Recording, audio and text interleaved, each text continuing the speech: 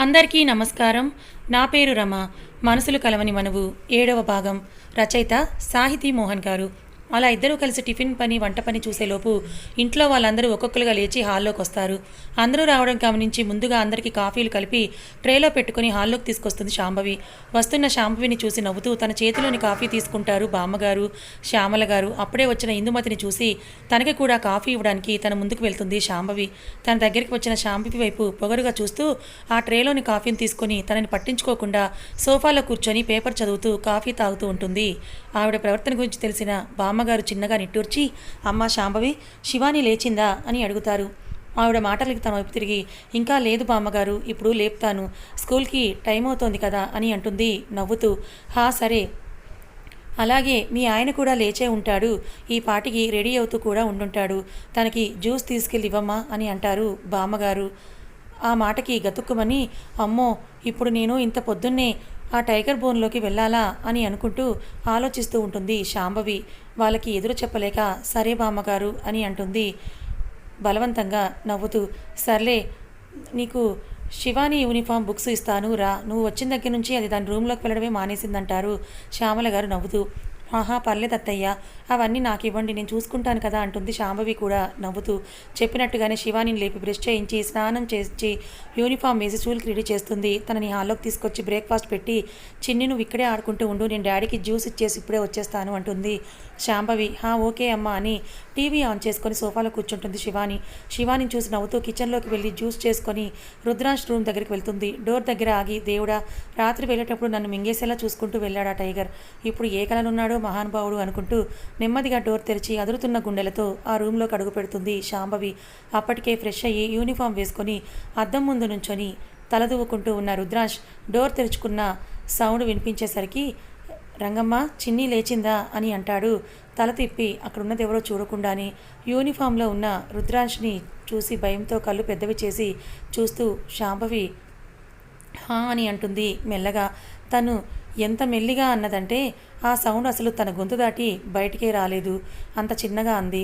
అటువైపు నుంచి ఎటువంటి రెస్పాన్స్ రాకపోయేసరికి వెనక్కి తిరిగి చూస్తాడు.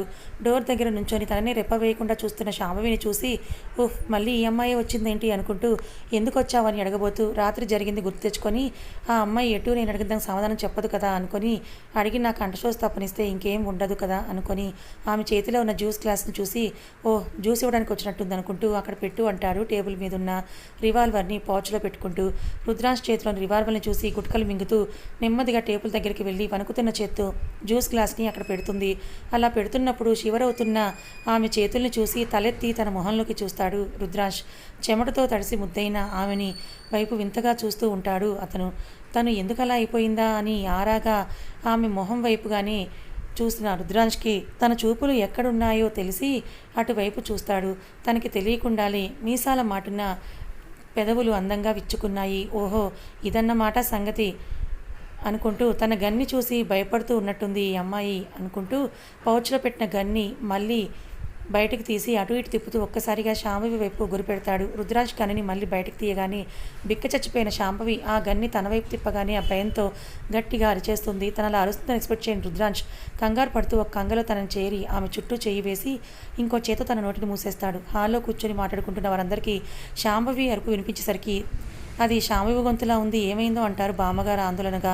ఏమో అత్తయ్య, నేను చూసొస్తాను ఆగండి అని అంటూ కంగారుగా పైకి వెళ్తారు శ్యామల గారు. ఆవిడ వెళ్ళేసరికి వెనక నుంచి చూస్తే కౌగిలించుకున్నట్టుగా ఉన్న వాళ్ళ పురుషుని చూసి కళ్ళు పెద్దవి చేసి నోటి కొంగు అడ్డం పెట్టుకొని ముసిముసిగా నవ్వుతూ ఉంటారు. తన వెనుకే పైకి వచ్చిన శివాని వాళ్ళిద్దరిని చూసి నవ్వుతూ హే డాడీ, అమ్మ అని పిలుస్తూ చప్పట్లు కొడుతూ గెంతుతూ ఉంటుంది. రుద్రాంశ్ సడన్గా అలా చేసేసరికి స్టన్ అయిపోయి హెచ్చుతున్న గుండె సవడితో కళ్ళు పెద్దవి చేసి అతన్ని చూస్తూ ఉంటుంది శాంభవి. బెదురుతున్న కళ్ళతో తన వైపే చూస్తున్న శాంభవిని అలానే చూస్తుండిపోయిన రుద్రాంశ్ శివాని అరుపుకి తేరుకొని ఒక్కసారిగా శాంభవిని వదిలి దూరం జరుగుతాడు. రుద్రాంశ్ అలా వదలగానే అమ్మయ్య అనుకుంటూ గుండెలపై చేయి వేసుకొని గట్టిగా ఊపిరి తీసుకుంటుంది. శాంభవి తన వైపు చూసి నవ్వుతున్న శ్యామల గారి వైపు ఒక సీరియస్ లుక్ విసిరి కిందకి వెళ్ళిపోతాడు రుద్రాంశ్. వెళ్తున్న రుద్రాంష్ని చూసి లోపలికి వచ్చి, ఏంటి తల్లి అలా అరిచావు అని అడుగుతారు శ్యామల గారు నవ్వుతూ. ఆ మాటకి తల్లెత్తావిని చూసి గన్ని చూసి భయపడి అరిచానంటే నవ్వుతారేమో అని ఏం చెప్పాలో తెలియక, అత్తయ్య అది ఏం లేదు ఊరికే అంటూ, చిన్ని పద, మీ స్కూల్కి టైం అవుతోంది, కిందకి వెళ్దామని శివాని చేయి పట్టుకొని అక్కడి నుంచి వేగంగా వెళ్ళిపోతుంది శాంభవి. కానీ పాపం తనకేం తెలుసు, ఇప్పుడు తను అసలు విషయం చెప్పనందువల్ల రేపు ఒక పెద్ద ఆటంబాం తన నెత్తిన పడబోతోందని. వెళ్తున్న శాంభవిని చూసి నవ్వుకుంటూ వాళ్ళ వెనకే కిందకి వెళ్తారు శ్యామల గారు కూడా. కానీ వీళ్ళతో పాటు వాళ్ళని అలా చూసిన ఇంకో 2 కళ్ళు మాత్రం కోపంతో రగిలిపోతూ గిర్రున వెనక్కి తిరిగి అక్కడి నుంచి లోపలికి వెళ్ళిపోతాయి. తన చేతిలోని రివాల్వర్ని పౌచ్లో పెడుతూ నేనేంటి అలా ఆ అమ్మాయిని పట్టేసుకున్నాను అని అనుకుంటూ, అసలు నేను తనని ఎందుకు టీజ్ చేస్తున్నాను, ఇంట్లో కానీ బయట కానీ ఎక్కడ ఎవరితోనూ అలా ఉండని నేను ఎందుకు ఆ అమ్మాయి దగ్గరే ఇలా అయిపోతున్నాను అని అంటూ రుద్రాష్ తనలో తనే ఆలోచించుకుంటూ తలవిల్చుకొని, లేదు లేదు తనే నన్ను మాయ చేస్తోంది అనుకొని, రే రుద్రాష్ నువ్వు అనుకున్నదేంటి చేస్తున్నదేంటి, ఈ బంధాలన్నీ నీ గోలకు అర్థమవుతాయని కదా పెళ్లి చేసుకోకూడదని నిర్ణయించుకుంది. కానీ వీళ్ళ బలవంతం వల్ల శివాని కోసం తప్పక చేసుకోవాల్సి వచ్చింది. పెళ్లి చేసుకోక తప్పదని అనుకున్నాక నువ్వు అనుకున్నదేంటి, వచ్చే అమ్మాయి కేవలం ఇంటి కోడలు, శివానికి తల్లి మాత్రమే, నాకు తనకి ఎలాంటి బంధం ఉండదు అనుకున్నావు కదా, మరి ఇప్పుడేంటి ఇలా అమ్మాయి కనపడగానే ఏదో సొంత మనిషితో ఉన్నట్టుగా అలా చనువుగా మాట్లాడేస్తున్నావు అనుకుంటూ, వద్దు ఇకపై అలా ఉండకూడదు, వీలైనంత వరకు అమ్మాయికి దూరంగా ఉండాలనుకుంటూ కిందకి వెళ్ళి బామ్మగారి పక్కన సోఫాలో కూర్చుంటాడు. పైన ఏం జరిగిందో అని కంగారుగా అటువైపుగా చూస్తున్న బామ్మగారికి తనలో తను ఏదో కొనుక్కుంటున్న మెట్టు మీద నుంచి దిగి వస్తున్న రుద్రాష్ కనపడగానే వీడేంటి ఇలా వస్తున్నాడు, పైన ఏమైందో అని అనుకుంటూ అతను వచ్చి తన పక్కన కూర్చోగానే, నాన్న ఏంట్రా ఏమైంది, శాంభవి అంత గట్టిగా ఎందుకు అరిచింది అని అడుగుతారు రుద్రాంష్ని తన మొహంలోకి చూస్తూ. రుద్రాష్ కూర్చొని ఫోన్ చూస్తున్నవాడు కాస్త ఆవిడ మాట విని తల తిప్పి ఆవిడ వైపు ఒకసారి సీరియస్గా చూసి ఏం సమాధానం చెప్పకుండా మళ్ళీ తన పని తను చేసుకుంటూ ఉంటాడు. ఇక ఏమంటున్నా పట్టించుకోకుండా మిన్నకుండిపోయిన రుద్రాష్ని చూస్తూ వీడేంటి అడిగిన దానికి సమాధానం చెప్పకుండా అలా చూస్తున్నాడు అనుకుంటూ బామ్మగారు అప్పుడే శ్యామల గారిని తప్పించుకొని శివానిని తీసుకొని కిందకి వచ్చిన శాంభవిని చూసి, అమ్మ శాంభవి ఏమైందిరా ఎందుకు అలా అరిచావని అంటారు. రూమ్లోకి వెళ్తుంది. కాస్త బామ్మగారి మాటలకు ఆగి అటువైపు తిరుగుతుంది. అక్కడ ఆవిడ పక్కనే కూర్చొని ఫోన్ చూస్తున్న రుద్రాష్ని చూడగానే ఇందాక తనకి ఇంచు దూరంలో ఉంచిన గన్ గుర్తొచ్చి భయపడుతుండగా ఆవిడ అడిగిన తనకి తను ఏం చెప్తుందో అనుకుంటూ ఫోన్ నుంచి చూపు మరల్చి ఆమె వైపు ఓరగా చూశాడు. రుద్రాష్ అలా చూడగానే అతని చూపులకు తడబడుతూ ఏం లేదు మామగారు అంటూ ఏం చెప్పాలో అర్థం కాక అతని ముందు నిలబడలేక నేను చిన్నిని స్కూల్లో దించొస్తాను అంటూ ఇంకో మాటకి తావివ్వకుండా రూమ్లోకి వెళ్ళిపోతుంది. శాంభవి ప్రవర్తన వింతగా అనిపిస్తుంటే ఏమైంది పిల్లకి ఇవాళ ఇలా మాట్లాడుతోంది అని అనుకుంటూ ఉండగా అప్పుడే వచ్చిన శ్యామల గారు అందరినీ బ్రేక్ఫాస్ట్ చేయడానికి రమ్మని పిలుస్తారు. ఆ మాటకి రుద్రాంష్ కూడా ఫోన్ని పాకెట్లో పెట్టేసుకొని బామ్మగారిని డైనింగ్ టేబుల్ దగ్గరికి తీసుకొని వెళ్తాడు. ఈలోపు శ్యామల గారు ఇద్దరికీ కలిపి టిఫిన్ వడ్డించడంతో ఇద్దరు కూర్చొని తింటూ ఉంటారు. కామ్గా కూర్చొని తింటున్న రుద్రాంశం చూడగానే ఇందాకటి సీన్ కళలో మెదలుగా చీర కొంగు నోటికి అడ్డం పెట్టుకొని ముసుముసుగా నవ్వుతూ ఉంటారు శ్యామల గారు. టిఫిన్ చేస్తూ కోడలి వంక చూసిన బామ్మగారికి ఆవిడలా నవ్వుతూ కనపడటంతో శ్యామల ఏంటి వాడిని చూసి అలా నవ్వుతోంది అనుకుంటూ, శ్యామల ఏంటి అలా ముసుముసు నవ్వులు నవ్వుకుంటున్నావు అని అడుగుతారు ఆవిడ కూడా నవ్వుతూ. ఆ మాటకి తింటున్నవాడు కాస్త తలెత్తి వాళ్ళ అమ్మ వైపు తీక్షణంగా చూస్తాడు. అతని చూపులకు మెల్లిగా నవ్వు ఆపుకుంటూ ఉంటే రుద్రాంశ్ ఆవిడ వైపు అలానే చూస్తూ, అమ్మ అక్కడ నువ్వు ఊహించుకున్నంతగా ఏమీ జరగలేదు, కాస్త ఆ నవ్వడం ఆపి చిన్ని రెడీ అయ్యిందో లేదో ఒక్కసారి చూసిరా, నేను స్టేషన్కి వెళ్ళాలి అని అన్నాడు రుద్రాంశ్. అప్పటికే లేట్ అయిపోయింది అని అంటాడు. మళ్ళీ తినడంలో మునిగిపోతాడు. వాళ్ళ ప్రవర్తన ఇసువంతైనా కూడా అర్థం కాని బామ్మగారు అయోమయంగా వాళ్ళిద్దరినీ మార్చి చూస్తూ ఉంటే ఇప్పుడు మళ్ళీ తను ఆ విషయం అత్తగారితో చెప్తే రుద్రాంష్కి కోపం వస్తుందేమోనని తెలిసి ఆవిడ వైపు చూస్తూ రుద్రాంష్ని కళ్ళతోనే చూపిస్తూ తర్వాత చెప్తాను అన్నట్టుగా సైగ చేస్తారు. బామ్మ శ్యామల గారు ఆవిడ సైగల్ని అర్థం చేసుకొని చిన్నగా తలుపి మళ్ళీ టిఫిన్ తినడంలో బిజీ అయిపోతారు బామ్మగారు. శివానిని తీసుకొని రూమ్లోకి వెళ్ళిన శాంభవి తన చెయ్యి వదిలి, చిన్ని నువ్వు ఇక్కడే కూర్చొని ఫేస్ వాష్ చేసుకొని వచ్చి స్కూల్కి తీసుకెళ్తానంటుంది. సరే అమ్మా నేను ఇక్కడే ఉంటాను, నువ్వు త్వరగా వెళ్ళిరా అని అంటుంది శివాని బెడ్పై సెటిల్ అవుతూ.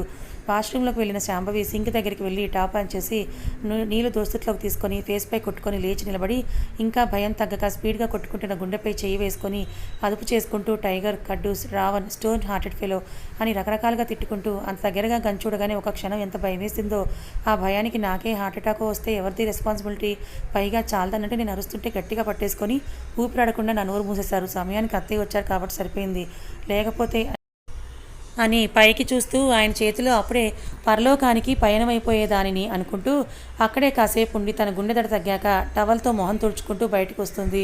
అక్కడే శాంభవి కోసం వెయిట్ చేస్తూ ఉన్న శివాని తను రావడం చూసి, అమ్మా రెడీనా వెళ్దామా అని అడుగుతుంది. శివాని మాటలకు తనను చూసి చిన్నగా నవ్వి పద వెళ్దాం అని అంటూ తన బ్యాగ్ తీసుకొని శివానీని చేయి పట్టుకొని రూమ్ నుంచి బయటకు వచ్చి నేరుగా మెయిన్ డోర్ వైపు అడుగులు వేస్తుంది. అప్పటికే టిఫిన్ తినేసి శివాని కోసం వెయిట్ చేస్తున్న రుద్రాంశ్ వాళ్ళిద్దరు అలా వెళ్తుండడం చూసి చేతులు కట్టుకొని వాళ్ళనే గమనిస్తూ ఉంటాడు. ఏం చేస్తారో చూద్దాం అన్నట్టుగా మెయిన్ డోర్ దాటుతుండగా అమ్మ డాడీని కూడా రాని, డాడీ రాకపోతే మనం ఎలా వెళ్తాం అంటుంది శివాని. ఆ మాటకి నడుస్తున్నది కాస్త ఆగిపోయి ఓ చిన్నీని రోజు ఆ టైగర్ డ్రాప్ చేస్తాడా అనుకుంటూ వెనక్కి తిరిగి రుద్రాంశ్ వైపు చూస్తుంది. అక్కడే వాళ్ళ వైపే చూస్తూ చేతులు కట్టుకొని నుంచి అతను కనపడగానే ఈ టైగర్ ఏంటి నన్నే మింగేసేలా చూస్తున్నాడు అని గొనుక్కుంటూ అలానే నిలబడిపోతుంది. కాసేపు శాంభవిని తదేకంగా చూసి అమ్మా నేను వెళ్ళొస్తాను అంటూ శాంభవికి చేరువుగా వెళ్తాడు. అతను అలా దగ్గరికి రాగానే భయంతో గట్టిగా కళ్ళు మూసేసుకొని తన చీర కొంగుని గుప్పెట్లో బిగించి నుంచుండిపోతుంది శాంభవి. తనను చూడగానే ఆమె కళ్ళల్లో కనిపించే బెరుకుని భయాన్ని గమనిస్తూ తన చేతిలోని బ్యాగ్ని తీసుకొని శివానీతో కలిసి బయటకు వెళ్ళిపోతాడు. రాను రాను తనకి దూరమైన రుద్రాంశ్ శ్వాసను గమనిస్తూ మెల్లిగా కలుపు తెరిచి బయటికి చూస్తుంది. అప్పుడే శివాని కారులో కూర్చోపెట్టేసి తను డ్రైవింగ్ సీట్లో కూర్చున్న అతను మిర్రర్ల నుంచి ఒకసారి శాంభవి వైపు చూసి కార్ స్టార్ట్ చేసుకొని వెళ్ళిపోతాడు. రుద్రాంశ్ శాంభవిలు దగ్గరగా ఉండటం చూసిన ఇందుమతి కోపంగా కూతురు గదిలోకి వెళ్తుంది. అక్కడే బెడ్పై కూర్చొని హెడ్ఫోన్స్లో వెస్టర్న్ మ్యూజిక్ వింటూ దానికి తగ్గట్టుగా స్టెప్స్ వేస్తున్న నందిని చూసి అక్కడ అనామకురాలు రుద్రాంశ్కి దగ్గరే ఇంటి కోడలుగా స్థిరపడిపోవాలని చూస్తుంటే ఇక్కడ ఇది మాత్రం వాటితో నాకేం సంబంధం లేదన్నట్టుగా ఎలా ఎంజాయ్ చేస్తుందో చూడు అనుకుంటూ కోపంగా నందిని దగ్గరికి వచ్చి విసురుగా తన చెవిలోని హెడ్ఫోన్స్ని లాగేస్తుంది. కళ్ళు మూసుకొని మ్యూజిక్ ఎంజాయ్ చేస్తున్న నందిని తన చెవిలోని హెడ్ఫోన్స్ని లాగేయడంతో కోపంగా కళ్ళు తెరిచి ఎదురుగా ఉన్న ఇందుమతి వైపు చూసి ఏంటమ్మా నువ్వు పాటలు వింటుంటే అలా లాగేసావు అంటుంది విసుగ్గా. నేను కేవలం నీ చెవిలోని వాటిని మాత్రమే లాగేశాను, కానీ ఆ అమ్మాయి మన చేతిలోకి రావాల్సిన ఆస్తి కూడా లాగేసుకోవాలని చూస్తోంది. అదే గనక జరిగితే ఇక నువ్వు నేను నెత్తిన చెంగేసుకొని రోడ్డు మీద అడుక్కు తినడం తప్ప ఇంకేమీ మిగలదు మనకి అని అంటుంది. ఆవిడ మాటలకి అబ్బా మమ్మీ అసలు ఏం జరిగిందో చెప్పకుండా ఇలా నీ నసేంటి నాకు అని అంటుంది ఆవిడ వైపు అసహనంగా చూస్తూ. నందిని నసకాదే నిజం నిజం చెప్తున్నా ఇందాకే అంటూ తను చూసిన విషయం గురించి చెప్పి ఇలాగే కనుక అది వాడికి దగ్గరైందంటే ఇక తను ఇంట్లో చెరగని స్థానాన్ని ఏర్పరచుకున్నట్టే, అప్పుడు ఇక మనకి మిగిలేదేముంది చేతిలో చెప్ప తప్ప అంటుంది ఇందుమతి. ఆవిడ చెప్పింది విని అవునా కానీ నిన్న నువ్వు ఏం చెప్పావు, అదంటే బావకి ఇష్టం లేదు అమ్మమ్మ అత్త బలవంతం మీదే పెళ్లి చేసుకున్నాడు అని అన్నావు కదే, మరి ఇవాళ ఇలా ఎలా చేశాడు బావా అంటుంది నందిని ఆశ్చర్యంగా. ఎంత ఇష్టం లేని పెళ్ళైనా పెళ్ళామన్న పేరుతో ఆడది కళ్ళ ముందు తిరుగుతూ ఉంటే ఏ మగాడు మాత్రం చలించకుండా మడికట్టుకుని కూర్చుంటాడు చెప్పు. పైగా అది పేరుకి ఏమీ లేని అనాథ అయినా అందానికి ఏమాత్రం తక్కువ లేదు. అంత చక్కగా ఉన్న పెళ్ళాం పక్కన ఉంటే వాడు మాత్రం మార్కు ఇవ్వకుండా ఎన్నాళ్ళు ఉంటాడు అంటుంది ఆవిడ. మీరిప్పుడు ఏం చేద్దాం అనుకుంటున్నావు మమ్మీ అని అంటుంది నందిని కంగారుగా.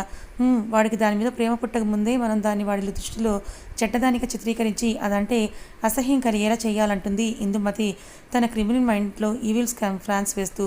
అది సిటీకి దూరంగా ఉన్న ఒక ఇల్లు. ఆ ఇంట్లోని ఒక రూమ్ అంతా కూడా హాస్పిటల్ని తలపించే విధంగా మెడికల్ ఎక్విప్మెంట్స్తో అరేంజ్ చేయబడి ఉంది. అక్కడి బెడ్పై ఒక నడి వయస్కుడు పడుకొని ఉన్నాడు. మొహానికి ఆక్సిజన్ మాస్క్, చేతికి సెలైన్, ఇంకా అనేక రకాల ఎక్విప్మెంట్స్తో స్పృహ లేనట్టుగా చలనం లేకుండా పడుకొని ఉన్నాడు. అతని బెడ్ పక్కనే ఒక డాక్టర్ కూర్చొని అతన్ని ట్రీట్ చేస్తూ ఉన్నాడు. అప్పుడే సూటు బూటుతో బిజినెస్ మ్యాన్లా కనబడుతున్న ఒక వ్యక్తి అక్కడికి వచ్చి అక్కడున్న డాక్టర్ వైపు చూస్తాడు. డాక్టర్ అతన్ని చూసి తల అడ్డంగా ఆడించడంతో తల తిప్పి బెడ్పై ఉన్న అతన్ని చూస్తూ ఇంకా ఎన్నేళ్ళు ఇలా పడుకునే ఉంటావు, నువ్వు త్వరగా లేవాలని నేను ఎన్ని ప్రయత్నాలు చేస్తున్నా నువ్వు మాత్రం నీ మొండు పట్టు వదలటం లేదు. అసలు నీకు ఇంత కష్టం ఎందుకు? ఆ రోజు నేను చెప్పిన పని చేసేస్తుంటే నిన్ను సునాయాసంగా ఆ శివ సాన్నిధ్యానికి చేర్పేసేవాడిని కదా. ఇప్పుడు నువ్వు ఇలా బ్రతికుండి కూడా చచ్చిన శవంలో పడుండాల్సిన అవసరం వచ్చేది కాదు కదా అని అనుకుంటూ ఇప్పటికైనా నా మాట విని లేచి మిగిలిన పనిని పూర్తి చేయి అని అంటూ అక్కడున్న డాక్టర్స్ వైపు చూసి జాగ్రత్త, అతనిలో ఏమాత్రం కదలిక వచ్చినా నాకు వెంటనే మీరు ఇన్ఫామ్ చేయండి అని అంటూ అక్కడి నుంచి వెళ్ళిపోతాడు ఆ వ్యక్తి. ఆ ఇంట్లో అందరిది బ్రేక్ఫాస్ట్ కంప్లీట్ అయిపోయిన తర్వాత శ్యామల గారు రాత్రి వంట కోసం కూరగాయలు తెమ్మని రంగమ్మకి చెప్తూ ఉంటారు. అప్పుడే కిచెన్లోకి వచ్చిన శాంభవి ఆ మాట విని అత్తయ్య ఏం కావాలో నాకు చెప్పండి నేను వెళ్ళొస్తానంటుంది. అయ్యో శాంభవమ్మ నువ్వెందుకు వెళ్ళటం, నేను వెళ్తాను కదా అంటుంది రంగమ్మ.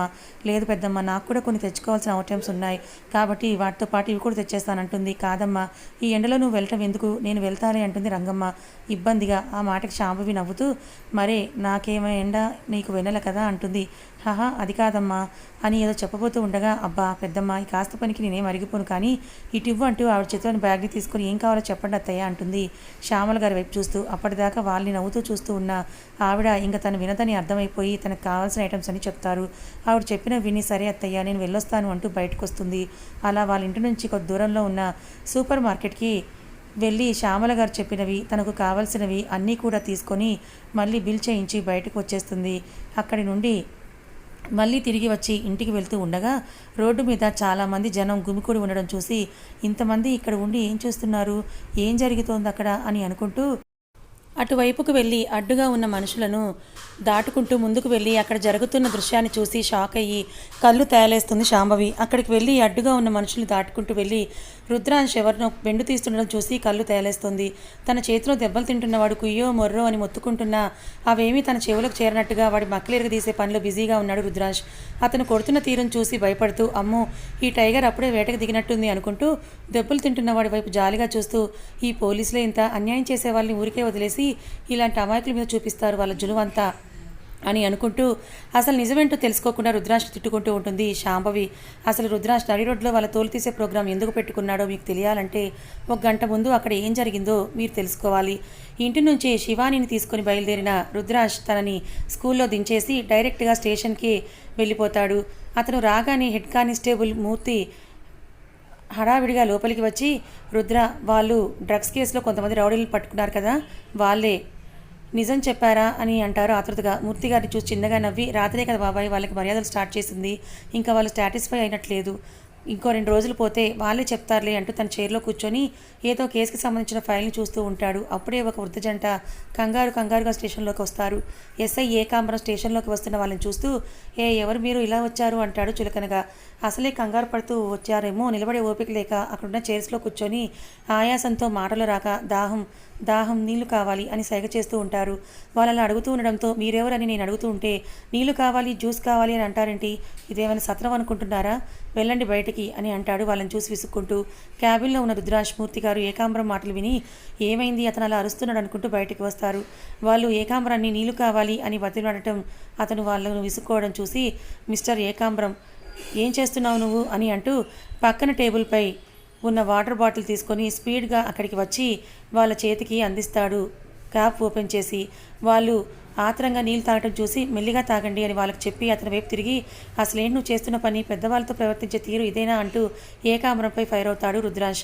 అలా అందరిలో తను తిడుతూ ఉండేసరికి ఇన్సల్ట్గా ఫీల్ అవుతూ అంతా ఈ ముసలి నక్కల వల్లే జరిగిందని వాళ్ళని చూసి తిట్టుకుంటూ నాకు ఎప్పుడో ఒకప్పుడు టైం రాకపోదు అప్పుడు చెప్తాను ఈ సంగతి అని మనసులో అనుకుంటూ ఉంటాడు. అతని మనసులో మాటలు చదివినట్టుగా టైం వచ్చినప్పుడు అలానే చెప్దూగానే కానీ ఇప్పుడు వెళ్ళి నీ వర్క్ చూసుకో అంటాడు ఏకాంబరాన్ని సీరియస్గా చూస్తూ. రుద్రాంశ్ అలా తన మనసులోని మాటలు విన్నట్టుగా రిటర్న్ కౌంటర్ వేసేసరికి తన మాటలు మనసులోనే అనుకున్నాడా లేక మనసులో అనుకుంటున్నట్టుగా బయటకు అనేశాడా అని అర్థం కాక ఎస్ఐ ఏకాంబరం అయోమయంగా రుద్రాంశ్ వైపే పిచ్చి చూపులు చూస్తూ ఉండిపోతాడు. వెళ్ళమన్నా వెళ్లకుండా అలాగే నించొని చూస్తున్న ఏకాంబరాన్ని చూసి అతని ఆలోచనలను అంచనా వేస్తూ నువ్వు బయటకన్నా మనసుగా అనుకున్నా అవి నాకు ఇట్టే తెలిసిపోతాయిలే కానీ ఇంకా మరీ ఎక్కువగా ఆలోచించకుండా వెళ్ళి పని చూసుకో అని అంటాడు రుద్రాంశ్. ఆ పెద్దవాళ్ళు ముందున్న చైర్లో కూర్చుంటూ అతను అలా అనగానే అక్కడే ఉండి ఇంకేదన్నా తన గురించి తప్పుగా అనుకుంటే తనకి రుద్రాంశ్ చేతిలో యమలోకానికి టికెట్ కన్ఫర్మ్ అవుతుందేమోనని భయపడి నోటి మీద చేయి వేసుకొని అక్కడి నుంచి కామ్గా తన ప్లేస్కి వెళ్ళిపోతాడు. ఎస్ఐ ఏకాంబరం వెళ్ళిపోతున్న అతన్ని చూసి నవ్వుకొని ఇప్పుడు చెప్పండి తాతగారు ఏంటి మీ సమస్య అని అడుగుతాడు రుద్రాంశ్. ఈ వయసులో మీరు ఇక్కడ దాకా రావాల్సిన అవసరం ఏమొచ్చింది అంటాడు వాళ్ళని చూస్తూ. రుద్రాంశ్ అలా అడగగానే ఆ తాతగారు బాబు నేను ఇక్కడ గవర్నమెంట్ స్కూల్లో టీచర్గా వర్క్ చేసి రిటైర్ అయ్యాను. నా కొడుకు కోడలు ప్రమాదవశాత్తు వాళ్ళ కూతురు 10 ఏళ్ల వయసులో ఉన్నప్పుడే చనిపోయారు. అప్పటి నుంచి నేను నా భార్య నా మనవరాలు ముగ్గురమే ఉంటున్నాం. నాకు వచ్చే పెన్షన్ డబ్బులతో ఇల్లు గడవడమే కష్టంగా ఉండడంతో నా ఇంట్లోని పై పోర్షన్ని బ్యాచిలర్స్కి రెంట్కి ఇచ్చాను. నేను ఇల్లు రెంట్కి ఇచ్చే వరకు వాళ్ళు మంచి వాళ్ళలా నటించి నన్ను నమ్మబలికారు. నేను వాళ్ళ మాటలు నిజమేనని నమ్మి వాళ్ళకి ఇల్లు అద్దెకిచ్చాను. ముందు కొన్ని రోజులు బాగానే ఉన్నారు. ఆ తర్వాత నుండి ఫ్రెండ్స్ అని పార్టీలని మందు బాటిళ్ళు అమ్మాయిలను తీసుకొచ్చి నానా యాగి చేసేవాళ్ళు. ఇదేంటని ఎదురు ప్రశ్నిస్తే పెద్దవాళ్ళని కూడా చూడకుండా అగౌరవంగా మాట్లాడడానికి కొట్టేవాళ్ళు. ఇక వాళ్ళ ప్రవర్తనకు విసిగిపోయిన నేను ఇవాళ వాళ్ళని ఇల్లు ఖాళీ చేయమని అడగడంతో మా మధ్య చిన్న వాగ్వాదం జరిగింది. దానికి వాళ్ళు ఇల్లు వదిలిపెట్టి వెళ్ళే సమస్య లేదు, ఎక్కువ మాట్లాడితే మిమ్మల్ని గెంటేస్తామంటూ ఎవరో రౌడీ ఖాళీ అంట అతన్ని తీసుకొచ్చి కొట్టించి నా మనవరాలను ఇంట్లో పెట్టుకొని మమ్మల్ని ఇలా రోడ్డు మీద గెంటేశారయ్యా. అక్కడ వాళ్ళు నా మనవరాలను ఏం చేస్తారో అని భయంగా ఉంది. మీరే ఎలా అయినా మమ్మల్ని వాళ్ళ బారి నుంచి రక్షించాలంటూ రుద్రాంశ్ చేతులు పట్టుకొని వేడుకుంటారు. వాళ్ళు చెప్తున్నదంతా విని అతని నీలి కళ్ళపై ఎర్రటి జీరలు అలుముకోగా కోపంగా లేచి నిలబడి, పదండి తాతగారు, మీ ఇంటికి వెళ్దామని అంటాడు. రుద్రాజ్ తన జీప్ కీస్ తీసుకుంటూ రుద్రాజ్కి భయపడి తన ప్లేస్కి వెళ్ళిన వీళ్ళేం మాట్లాడుకుంటున్నారో అర్థం కాక తెలుసుకోవాలని ఒక చెవిటి పడేసిన వీళ్ళ మాటలు వింటూ వర్క్ చేస్తున్నట్టు నటిస్తున్న ఏం కావరం ఆ తాతగారి నోటి నుండి ఖాళీ అనే పేరు వినగానే వెంటనే అక్కడి నుంచి వీళ్ళ దగ్గరికి వచ్చి, సార్ వద్దు సార్, ఆ ఖాళీతో పెట్టుకోవద్దు, అతను చాలా డేంజరస్ పర్సన్, పైగా పొలిటీషియన్ సపోర్ట్ కూడా ఉంది, అందుకే అతను చేసే తప్పుడు పనులు తెలిసినా ఇప్పటి వరకు ధైర్యం చేసి అతన్ని ఎవరు అరెస్ట్ చేయలేకపోయారు. కానీ వాళ్ళకి భయపడకుండా ఎదురు తిరిగిన మన వాళ్ళు ఇద్దరు ముగ్గురిని కూడా ఫ్యామిలీస్ సహా నామరూపాలు లేకుండా చేసేశాడు సార్ అంటూ, అందుకే చెప్తున్నా వాడు జోలికి వెళ్ళొద్దు సార్ అంటాడు ఏకాంబరం. భయం వల్ల తన నుదురికి పట్టిన చెవడాలు తుడుచుకుంటూ అతని మాటలకి అటువైపు తిరిగి సీరియస్గా చూస్తూ, అందరూ వాడికి భయపడి నాకెందుకు లేని ఊరుకోబట్టే వాడు ఇలా రెచ్చిపోతున్నాడు అంటూ, నేను అందరిలా వాడి బ్యాక్గ్రౌండ్కి భయపడి వెనకడుగు వేసే టైప్ కాదు, వాడి మక్కలిరగ తీసి ఊచలు లెక్క పెట్టించే టైప్ అంటూ ఆ తాతగారి వైపు తిరిగి పదండి వెళ్దామంటూ గాగుల్స్ పెట్టుకుని స్టైల్గా నడుచుకుంటూ జీప్ దగ్గరికి వెళ్ళిపోతాడు. తాతగారిని అతనికి భార్యని జీప్లో కూర్చోపెట్టి మూర్తిగారు కూడా జీప్ ఎక్కగానే తాతగారు చెప్పిన అడ్రస్ వైపు దూసుకెళ్తుంది రుద్రాజ్ జిప్సీ. వెళ్తున్న జీప్ని చూస్తూ ఈయన ఒక మొండోడు, వద్దని చెప్తే వినడు, హాయిగా ఏసీ రూమ్లో కూర్చొని టైం స్పెండ్ చేసి నెల తిరిసరికి వచ్చే శాలరీ తీసుకొని హ్యాపీగా లైఫ్ని లీడ్ చేయక న్యాయం, ధర్మం, సమాజ సేవ అని అంటూ దారిన పోయే దరిద్రాన్నంతా కూడా తలపైకి పెట్టుకుంటుంటాడు. పైగా ఆయన చేస్తున్నదే చాలదన్నట్లు మేము అలా లేమని క్లాసులు, మళ్ళీ మాకు బోనస్ అవి ఏంటో అనుకుంటూ తన ప్లేస్కి వెళ్ళి చైర్లో కూర్చొని రుద్రాజ్ లేకపోవడంతో వర్క్ వదిలేసి హ్యాపీగా స్లీప్ వేసేస్తాడు మిస్టర్ ఏకాంబరం. కాసేపటికి వీళ్ళ నలుగురు తాతగారింటి దగ్గర చేరుకొని లోపలికి వెళ్తారు. వీళ్ళు వెళ్ళేసరికి ఒక అమ్మాయి మూలను కూర్చొని బిక్కుబిక్కుమంటూ నుంచొనుంటే ఆ బ్యాచిలర్స్ ఖాళీ గ్యాంగ్ అంతా హాల్లో రౌండ్గా కూర్చొని ఆల్కహాల్ తాగుతూ ఏదో మాట్లాడుకుంటూ ఉంటారు. రుద్రాంశ్ వాళ్ళకి కనపడకుండా ఒక పక్కకు నుంచొని వాళ్ళని కాసేపు పరిశీలనకు చూసి తాతగారి వైపు సైగ చేస్తాడు. ఆయన అతనికి సైగను అర్థం చేసుకొని చిన్నగా తలూపి వాళ్ళ ముందుకు వెళ్తాడు. డ్రింక్ చేయడంలో బిజీగా ఉన్న బ్యాచ్ తమ ముందుకు వచ్చి నించున్న తాతగారిని చూసి, ఏం తాత మళ్ళీ వచ్చినావు, ఇందాకిచ్చిన కోటింగ్ సరిపోలే అంటాడు. ఆ రౌడీల్లో ఒకడు తాతగారిని చూసి వెకిలిగా నవ్వుతూ అతని మాటలు పట్టించుకోకుండా ఖాళీ వైపే చూస్తూ, అయ్యా మీకు ఇదేమైనా న్యాయంగా ఉందా, పెద్దవాడిని కూడా చూడకుండా ఇలా దౌర్జన్యం చేస్తారా మీరు అని అంటూ ఆ అమ్మాయి వైపు చూస్తూ, నా మనవరాల్ని వదిలిపెట్టండి అయ్యా అని అంటాడు. ఆ మాటకి తన దగ్గర ఇల్లు రెంట్కి తీసుకున్న అతను వచ్చి వెకిలిగా నవ్వుతూ ఆ అమ్మాయి దగ్గరికి వెళ్ళి, అప్పుడే కంగారేముంది ముసలోడా, మా పని పూర్తవని అప్పుడు తీసుకెళ్దు గాని అని అంటాడు. ఆమె నిలువెల్లా చూపులతో తడిమేస్తూ అతని చూపులకు ఇబ్బందిగా చున్నీ సరి చేసుకుంటూ తలదించుకొని ఏడుస్తూ ఉంటుంది ఆ అమ్మాయి. ఆ మాటలకి తాతగారు కోపంగా వాడి వైపు చూస్తూ, రే మర్యాదగా వెనక్కిరా లేకపోతే అని ఏదో అనబోతుండగా అతను పెద్దగా నవ్వుతూ, లేకపోతే ఏం చేస్తావురా, కొడతావా, దా కొట్టు అని అంటూ ఆ అమ్మాయి వైపు చూసి వెకిలిగా నవ్వి పైన చేయి వేయబడతాడు. అప్పటిదాకా వాళ్ళనే చూస్తూ నించున్న రుద్రాంశ్ అతను ఆ అమ్మాయి మీద టచ్ అయిపోవడం చూసి పక్కనే ఉన్న చిన్న స్టూల్ని కాలుతో గట్టిగా తంతాడు. అంతే, అది గాల్లోకి లేచి విసురుగా వాడి చేతిని బలంగా తాకి కింద పడుతుంది. అది చెక్కతో చేసింది కావడంతో నొప్పికి విలువెల్లాడిపోతూ కింద పడిపోతాడు వాడు. అప్పటిదాకా మందు కొడుతూ అతన్ని ఏం చేస్తాడని ఉత్సాహంగా వాళ్ళ వైపు చూస్తున్న కాళీ అండ్ గ్యాంగ్ అంతా సడన్గా జరిగిన ఆ చర్యకి ఉలిక్కి పడి వెనక్కి తిరిగి చూస్తారు. అక్కడ 6 అడుగుల కండలు తిరిగిన దృఢమైన దేహంతో పోలీస్ యూనిఫామ్లో రాయల్గా కనబడుతూ తమ వైపుకే నిప్పులు కక్కుతూ ఉన్న కళ్ళతో చూస్తున్న రుద్రాంశ్ని చూసి ఒక క్షణం భయపడినా మళ్ళీ వెంటనే సర్దుకొని లేచి తన మీదకు వెళ్తారు. కథ ఇంకా ఉంది. ఈ కథ మీకు ఎలా అనిపించింది, నచ్చిందా? నచ్చితే లైక్ చేయండి, మరికొంతమందికి షేర్ చేయండి. ఇలాంటి మరిన్ని మంచి కథల కోసం మన ఛానల్ని సబ్స్క్రైబ్ చేసుకోండి. Thank you so much for watching.